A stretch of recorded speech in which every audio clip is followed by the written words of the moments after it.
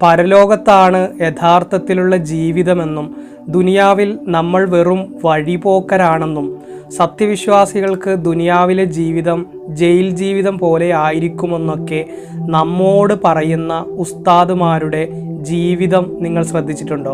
ഇന്ന് അറിയപ്പെടുന്ന പല ഉസ്താദുമാരും ദുനിയാവിൻ്റെതായ എല്ലാ സുഖ സൗകര്യങ്ങളോടും കൂടിയ വീടും മുന്തിയ വാഹനവും സുന്ദരിയായ ഭാര്യയും സന്താനങ്ങളും വർഷത്തിൽ 4-5 തവണ ഗൾഫ് യാത്രകൾ നടത്താനുള്ള അവസരവും ഇങ്ങനെ സമ്പാദിക്കാനും സുഖലോലുപതയിൽ ജീവിക്കാനുമുള്ള എല്ലാ അവസരങ്ങളും അവർക്ക് മുമ്പിൽ തുറന്നിട്ടിരിക്കുന്ന ഒരവസ്ഥയായിരിക്കും. വലിയ താടിയും തലപ്പാവും വെച്ചിട്ട് പാവം വിശ്വാസികളുടെ ഈമാനിനെ ചൂഷണം ചെയ്ത് ഇസ്ലാമിൻ്റെ പേരു പറഞ്ഞ് സമ്പാദിച്ചു കൂട്ടുകയാണ് ഈ പണ്ഡിതവർഗം എന്നറിയപ്പെടുന്ന പലരും ചെയ്യുന്നത് എന്ന ഒരു തിരിച്ചറിവ് വിശ്വാസികളായ നമുക്ക് എന്നാണ് ഉണ്ടാവുക?